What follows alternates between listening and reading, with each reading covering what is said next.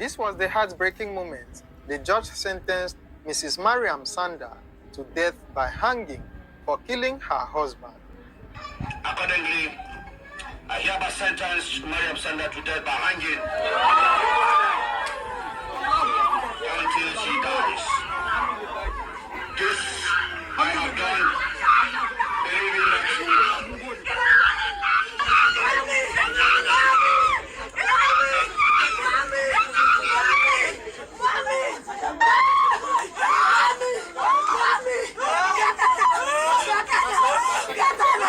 This case was one of the most televised or followed up cases in Nigeria, particularly because the victim was the nephew of a high-profile person in the country.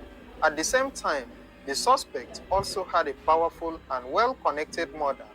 It all started on the night of November 18, 2017, when one Ibrahim Mohammed visited his friend Biliaminu Bello and his wife Mariam Sanda at their residence in Maitama, Abuja, the capital city of Nigeria. While there, Ibrahim and Biliaminu spent time in the sitting room, watching TV and smoking shisha. Some minutes later, Mariam came downstairs to call her husband, Biliaminu, to join her upstairs, which he did. A few minutes later, Ibrahim, who was still downstairs, began to hear some noises upstairs, but he didn't make a big deal out of it. The noise and commotion went on for quite a while, until Mariam sent someone to come and call Ibrahim downstairs. When Ibrahim went up to see what was going on, to his greatest surprise, he saw the couple holding each other's clothes on the neck as they dragged and quarreled. Ibrahim, who was both shocked and confused by what he witnessed, told the couple to stop the fight and then asked Mariam what was going on. Mariam then asked him to tell his friend, Biliaminu, to divorce her right away. This came as yet another surprise to Ibrahim, but this was just the beginning of the drama, which would later end in a life-changing tragedy.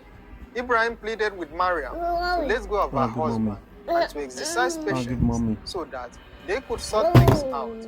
But Mariam replied that she was not going anywhere until Biliaminu divorced her.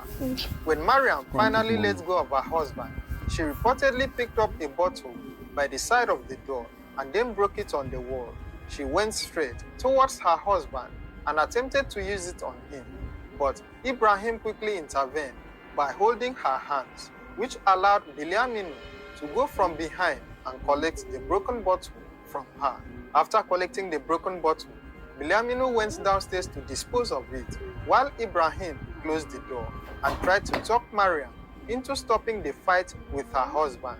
Unfortunately, Mariam turned deaf ears to all pleas and then vowed that she wouldn't stop until Biliaminu divorced her that night.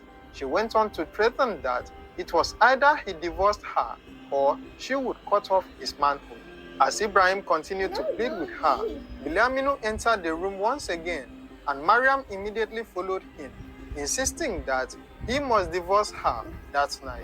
Biliaminu was said to have kept quiet throughout the whole commotion and provocations. Now, seeing that her husband was ignoring her, Mariam got more upset. She picked up a perfume bottle and then broke it on the table. She approached Biliaminu once again to use it on him, but he held her hand and then collected the bottle from her. The couple reportedly began hitting each other until Biliaminu pushed her on the bed and then went downstairs, but Mariam immediately followed him. While Biliaminu was still sitting in the living room, Mariam entered the kitchen and took a knife. She approached her husband once again, but Ibrahim took the knife from her. She then proceeded to carry a table knife, which Ibrahim also collected from her. It was said that Mariam attempted to pick a knife about 3 or 4 times that night. Biliaminu was reported to have suffered minor cuts and injuries while trying to disarm his wife. He was said to have also had his finger bitten by his wife during the fight.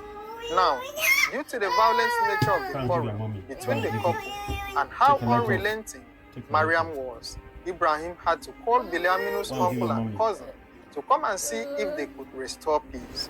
When the uncle arrived, he spoke to the couple and urged them to let go of their grievances, at least for the night, to which they both agreed. After calm was restored, Bilyaminu and Ibrahim went to the pharmacy to get his injuries treated, after which they went to an ATM to withdraw money for the repair of Mariam's car. The two returned around 11 p.m. and by that time, there was calmness in the house. Ibrahim and the uncle stayed for a while before deciding to leave the couple's residence around 1 a.m. that night. Bilyaminu, who escorted the two visitors to see them off, told them that he did not want to return to the house until Mariam was asleep. Ibrahim got home that night, but some hours later, he received a call from Bilyaminu's brother asking him to come to Maitama Hospital, that his friend Bilyaminu was dead. Ibrahim rushed down to the hospital where he saw his friend lying on a bed with a stab wound on his chest, shoulder, and thigh, and also bite wounds on his stomach. Both families of the couple were present at the hospital. After Bilyaminu's corpse was deposited in the mortuary, the family left for the police station to file a report. However, while on their way to the station, Mariam's mother and brother, together with the policeman in their car, were said to have diverted to the couple's residence. The policeman who followed the two to the house was made to stand outside in front of the car while the mother and brother went upstairs. Mariam was said to have confessed to stabbing her husband to the doctors, but later changed her story when asked to write a statement at the police station. Bilyaminu Bello was the nephew of a one-time chairman of the People's Democratic Party, PDP, Alhaji Habiru Bello. His marriage to Mariam was his second, as he was said to have divorced his first wife in order to marry Mariam in 2015. After his tragic death, his friend was said to have made a social media post claiming that his first wife divorced Bilyaminu so that he could have peace because of how jealous Mariam was. The couple had been married for over 2 years and they had a daughter between them who was still being breastfed at the time the tragic incident took place. Mariam was also 3 months pregnant with their second child at the time. Just like Bilyaminu, his wife, Mariam Sandel, was also from a rich and influential family. She was the daughter of Mrs. Maimuna Aliyu, a former executive director of ASO Savings and Loans. Friends said that Bilyaminu felt like a prisoner in his own marriage and that Mariam was obsessed with him. She would call him within 30 minutes and an hour after leaving the house to hang out with his friends. Because of this, the friends developed the habit of visiting him in his house. The couple's marriage was said to have been filled with quarrels and domestic abuse, but no one would have ever imagined how badly it would end. After they arrived at the police station, the police commissioner was said to have instructed the officers to visit the couple's residence for investigation. When the police arrived at the couple's Maitama residence, they and some family members were shocked to find out that the house had been cleaned up. The victim's blood had been mopped up and the murder weapon made to disappear. However, flower vases and pots were broken and scattered on the floor to corroborate Mariam's statement at the police station.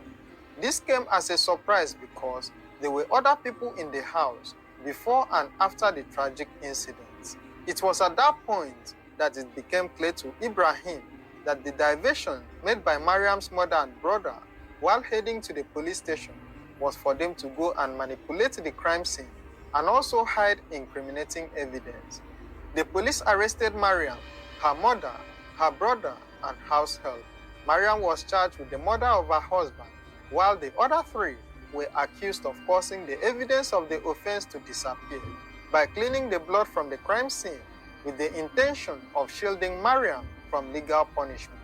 They were arraigned in court 5 days after the incident, and this marked the beginning of a long and controversial legal battle that would take over 2 years to conclude. Mariam was a nursing mother and also 3 months pregnant when she was arraigned in court. She delivered her second baby girl during the trial. The judge granted bail to the 3 other accused persons, but rejected all bail applications filed for Mariam until she had a major health concern. Interesting things happened during the trial. One witness was said to have disappeared after arriving at the court, while Mariam's lawyers also withdrew from the trial. In January 2019, over 1 year after Bilyaminu's death, Mariam took the stand to give her own account of what happened that night. She told the court that on that particular evening in November 2017, she took her husband's phone to make a call, and while going through it, she discovered the nude picture of a lady on the phone. She then went downstairs to call the deceased so that they could talk about it. In the course of the discussion,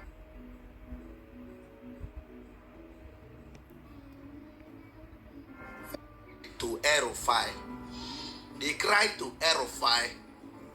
That is when El-Rufai sent military things to escalated pick up and they Zidane. got into an They tortured intense him argument. and sent him to She prison claimed that without the any argument trial. continued late The story into is the trending evening, right now, and that and around on 11 Twitter, p.m., people are she tagging went El-Rufai downstairs to take come her and phone charger defend himself from the there. living room. So people While are about tagging. his shisha bottle, causing the water inside to spill on the floor. Bilyaminu then tried to pin her to the ground, but he accidentally slipped and landed on the broken shisha bottle. She claimed she removed the broken bottle from her husband and then covered the wound with her scarf before rushing out to call for help.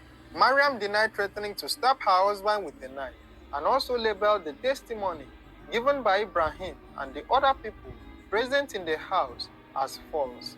However, her claim of Bilyaminu falling on a broken shisha bottle was disputed when witnesses testified that the shisha bottle was unbroken on the morning of the incident before the police arrived, which meant that it was only broken after Bilyaminu's death.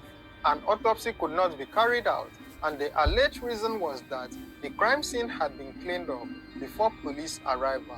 Mariam's mother, her brother and house help pleaded not guilty and were set free by the judge.